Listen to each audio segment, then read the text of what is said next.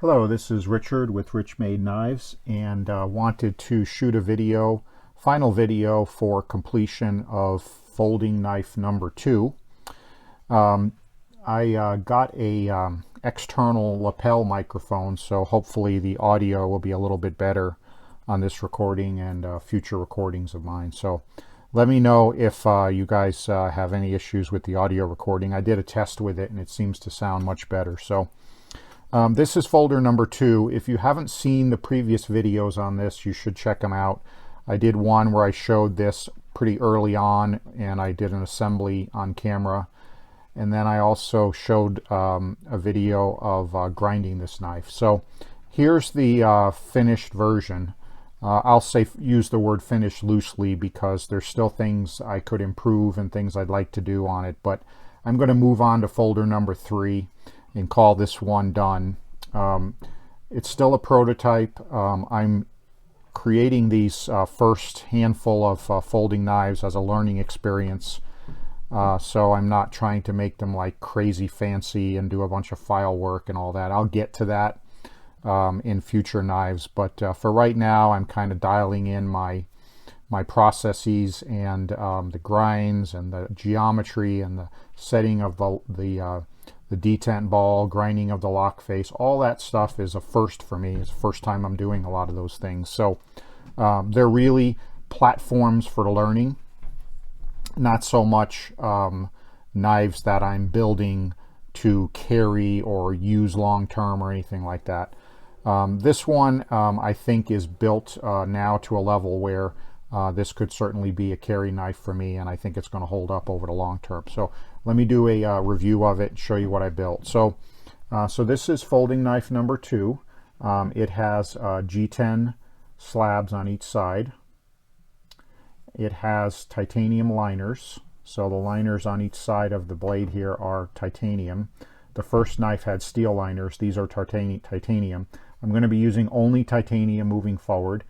There's various reasons for that, but that's my plan.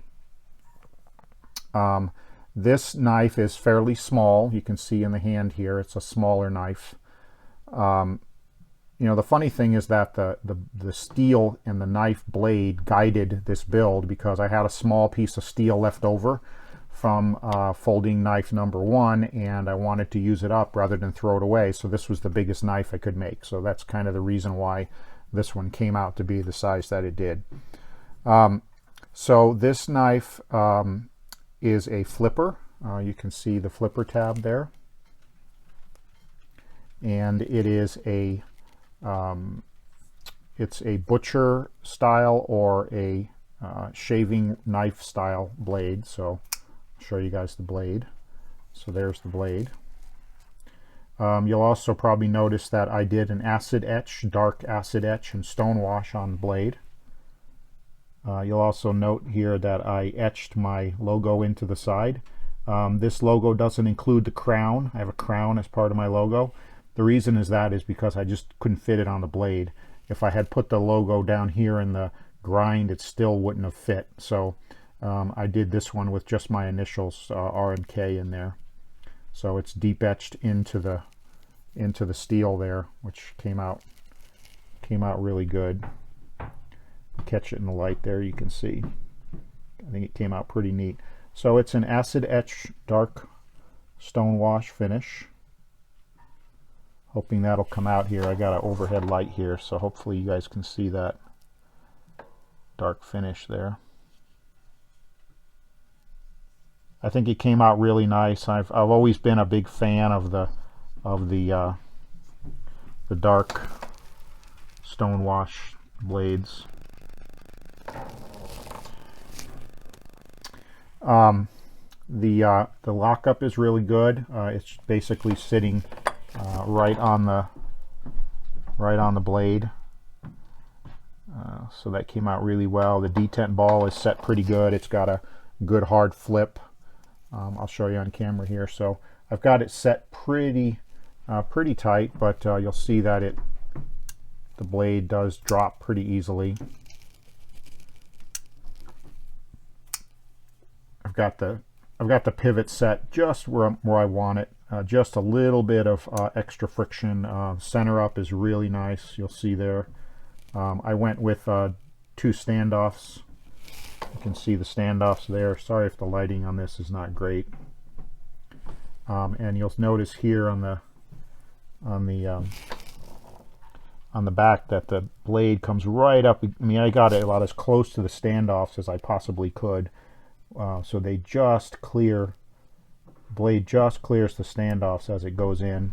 The blade sits totally flush with the top. I did a little finger cutout here. The reason for that is not during in the closed position, it's in the open position. I'll move back a little bit here. In the open position, having this little groove cut here allows you to get your finger in and push the lock bar over.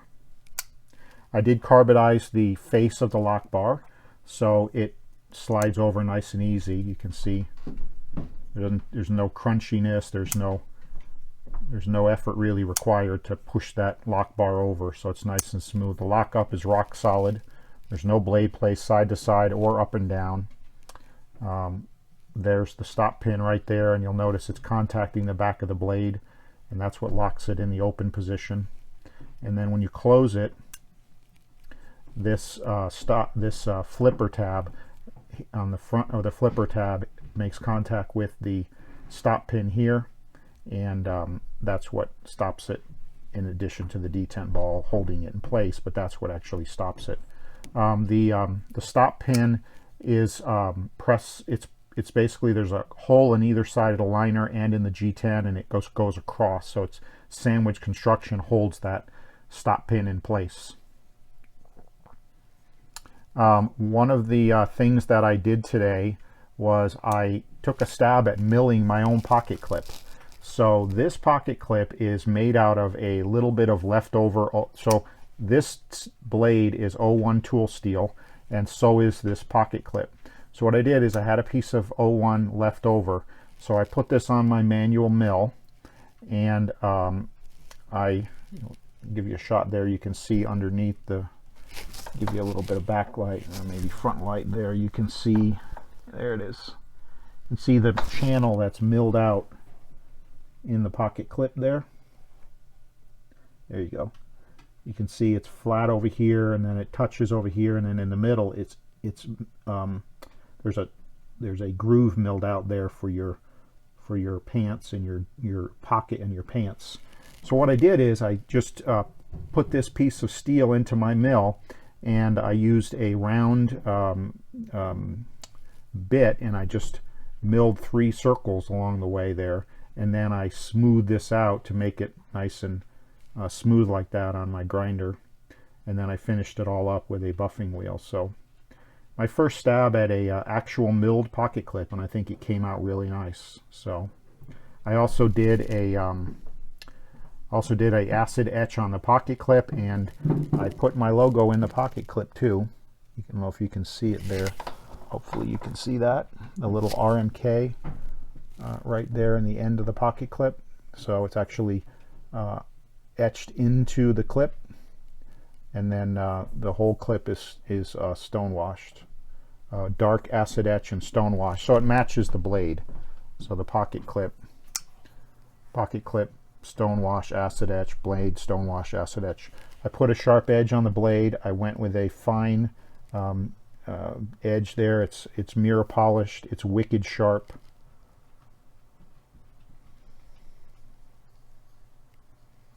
So yep, that's it. Oh, I want to mention I did sand down the screw heads. If you remember one of the previous videos where I did the assembly, these were really big, large heads on these screws, and so I ground these heads down on my belt grinder.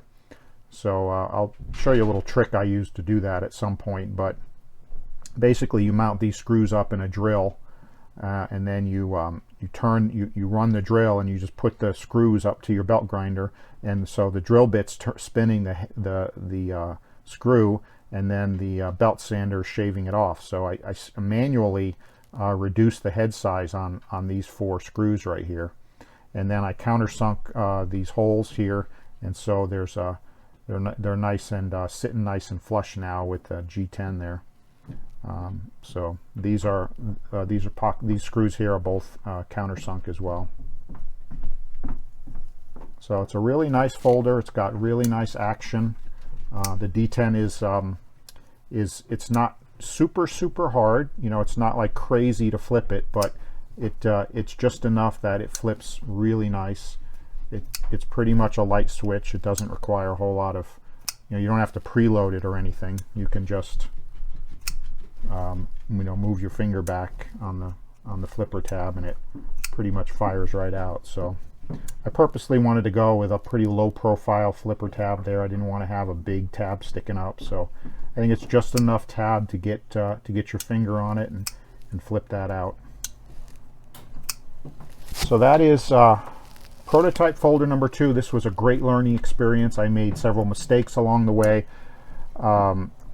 I had to recut a piece of titanium because I made a mistake, and so, you know, it's a learning process, and that's why I'm doing it right now. So I'm looking forward to moving on to folder number 3. I'm going to be making folder number 3 for my dad. He wants more of a traditional blade, so it's going to be probably a spear point or a drop point. It'll be probably somewhere in the 3.5 inch range, so it'll be a little bit longer than this, and we're going to go with some fancy G10. It'll have two-tone G10 with carved, we'll do some carving on it. I do have thicker titanium that I've ordered and received than this, so this is fairly thin titanium, and makes it a little bit tougher, I think, to get everything, the geometry and everything perfect. So future knives will have titanium liners, but thicker titanium than this. I enjoyed doing the milled pocket clips. I'll probably do that more rather than buying my own. I like the idea of making it from scratch. So I'm happy with this hardware. This bicycle pivot worked out really well. I'm getting these from USA Knife Maker, and I like the fact that the geometry is good, and I have a bit for my mill that is perfectly sized to do a recess on the blade to hold the pivot bearings. So that's really good. So there you go. Folder number 2 is finished. This one I'm keeping for myself. This one's going to go in. So folder number 1 and number 2 are going to go into a collection, so that, you know, later on down the road, years from now, when I'm made so many of these, it'll be interesting to look back on the first couple knives and see how far I've come and what I've learned along the way. But yeah, this one I think I'm really enjoyed working on. I like the way it came out. I know this style of blade's not for everybody, but something different. Thought I'd give it a shot. Always been a fan of the square-ended knife blades. So hope you enjoyed this video, and this is completion of RichMade Knives folder number 2. Thank you.